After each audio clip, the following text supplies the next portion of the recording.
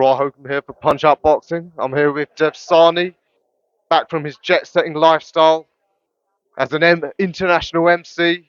Dev, you're not going to forget us now that you're world famous. Don't know about that, mate. It was quite the experience. It was good fun, Just do a bit of ring announcing for BT, obviously, every now and again. And someone saw it, someone liked it, someone thought, let's get him in. So I went in, Isn't it great when your work's appreciated?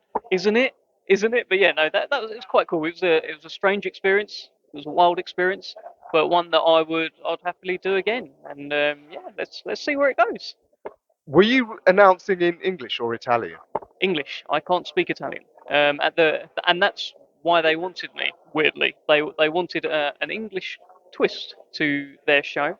When I confirmed that I was happy to do it, they put out a post like announcing me and saying like a very famous ring announcer from England. So it was quite the whole thing was very surreal. But yeah, I'll do it again. It's good fun. Well, it's good to see you hitting the big time. You deserve it. And by the way, I just want to say thanks for inviting us here as media, because for some of us, we'd never have got to the 34th floor without your invite. Not a chance they'd let you up here. I mean, not a chance at all. Actually, half the people up here wouldn't make it. But no, it's good. You're very welcome. As is everyone. It's a big fight, so we're here to talk about this fight. We're here to sell this fight, and the whole show is the card's brilliant, and I can't wait for it. And you look like you can't wait for it either. Oh, listen, who doesn't love a big heavyweight clash? Two genuine big heavyweights. I was on a podcast last night and I said, yeah, at the weigh-in, they both looked a bit slow and plodding, but that's the appeal. There's no slicksters here who are going to be darting in and out, you know, slipping punches. They're going to go both like, yeah, let's just clobber each other. That's what we want to see from our heavyweight. Yeah, but let me say, you might be surprised. Joe Joyce has got his abs back. Saw him yesterday. A couple of abs are poking out here and there. They weren't there for the Parker fight, but his abs are back, and you can see in his face he's a little bit leaner than what he was around the Parker fight as well. So maybe he is going to move about a little bit before eventually switching Juggernaut mode on. I think there is a real concern about the first few rounds and the power possessed by Gile Zhang. Yeah, absolutely. Joe's becoming a real fan favourite. The mood amongst at least in the court of Twitter, court of boxing Twitter, there's widespread anger at Fury because the undisputed fight didn't happen. But Joyce, people are really high on him, me included, because he could just sit on that mandatory spot, but he's not. He wants the hardest fights, and Zhang, a real banger, as per his nickname. There you go. He's the hero of the heavyweight division at the moment. Things keep, there's fights that everyone thinks are happening, then they don't happen. There's fighters perhaps not looking the same as they once did. Things like that happening as well. He seems to be the shining light coming through, just juggernauting everyone in his way on his way to the top of the heavyweight division. And good luck to him. Yeah, he's such a nice man as well. There's not a bad bone in his five times more dense bone density body. Like he's just a top guy, and I think everyone. It feels like there's a collective will from the British public for him to do well because people like seeing good people succeed, and he's a good person.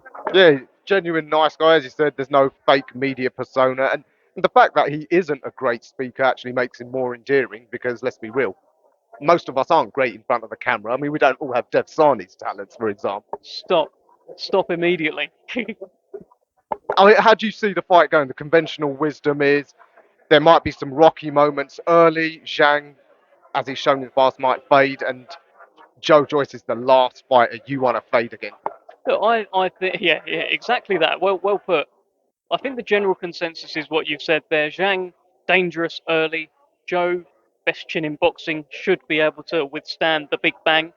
Um, and Joe's tank is probably the best tank in heavyweight boxing, and he'll still be there round 5, 6, 7, 8, 9, as long as it goes.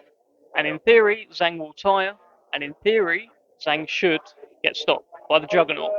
But it's heavyweight boxing, mate. And one day, that chin that he's got, that incredible chin, it might get cracked. And I'm not sure anyone's, with the power that Zhang has landed flush on Joe Joyce's chin. I don't think Daniel Dubois landed his best punch on Joe Joyce. And I think if Zhang lands his best punch on Joe Joyce will be in a bit of trouble. But for all the criticisms of Joe, he does have a great boxing brain, and I think most of the other top fighters who've sparred with him say, yeah, that's very deceptive about him. He might look slow and plodding, but his mind is moving very quickly. And we saw against Daniel, if he wants, he can box sensibly. You want to see him box sensibly, at least to start with, against Zhang. And look, he may well do. He may well do. You don't know if he's just going to switch instantly into Juggernaut mode and have a tear up, or maybe he'll be like, let me just have a look at you. I am also a very good amateur, an Olympic silver medalist. I've got a really good jab. Let me just pepper you with that for a little bit, you know, wear you out a little bit, dishearten you a little bit, and then Juggernaut you. That may be on his mind too. We just don't know, which is why you've got to tune in to BT Sport on Saturday. Absolutely. It is probably the best heavyweight fight of the year so far. Would you agree? Absolutely, it's the best one of the year. Because, look, there hasn't been many, right? The only other heavyweight fight on a high level is Joshua versus Franklin. I think this is a better fight. It's no one's comeback fight or anything like that, and there's no other ones scheduled at the moment. There isn't, is there? So yeah, it's the one. On the undercard, Denzel, does he win the Lonzo belt outright and can then look onto bigger and better things again? He should. He should. He wants it. He wants that belt outright. Kieran Smith is game. Kieran Smith is southpaw. But those sorts of things, being like a tall southpaw, would normally put people off. But Denzel just boxed the southpaw in Janibek, and he acquitted himself pretty well in there. So I don't think he's too concerned about what Kieran Smith brings, and he should be able to get him out of there. And it'll be a bit of a statement. And good luck to him. I think he's certainly one of the best middleweights we've got in the country, and I think he's sort of probably fringe world level at the moment. Just needs the fights, but yeah, he'll be there or thereabouts. Queensbury got a good roster of some fun middleweights. It's Denzel. I know you were trying to stir things up with Nathan when I spoke to Denzel. He said you were doing your usual stirring thing, which is good because as fans it makes it more fun for us. Yeah, he deserves a big fight. Could that sell out the Bet 365? Yeah, I think so. Yeah, I don't know if the Bet 365 would be next or after that or after that. I don't know, but Nathan Heaney against anyone will do great numbers there. Nathan Heaney fighting for a British title against a very, very good fighter in Denzel Bentley in a fight that he'll be the underdog in and he'll need the crowd to get him over the line will be a big, big fight in Stoke. And do you know what's happened to Hamza? Is he injured? We've not heard from him. With Hamza, we can ask him tomorrow at the weigh-in. He'll be attending the weigh-in. He'll be live on the Queensbury stream alongside myself and hopefully David Adelaide, who said yes and then has ghosted me since. So we will find out. Adelaide ghosted you. Yeah, you're gonna have to block him for that. No second chances. Yeah, you get flaked on once, you're gone. The other main fight, really interesting. Michaela Mayer. Think she'll be catapulted to become the threat to Katie Taylor at lightweight.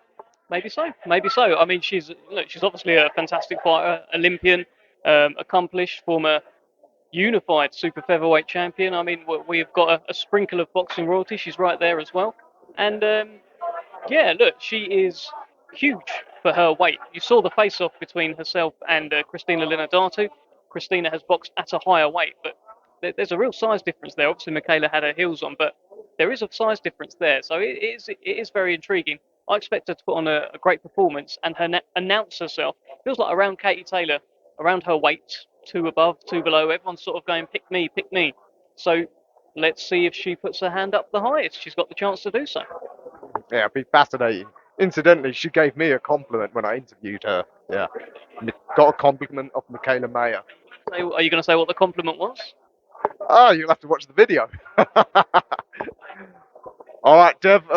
Absolute pleasure as ever on this beautiful spring afternoon overlooking London. Yeah, look forward to seeing you Saturday night.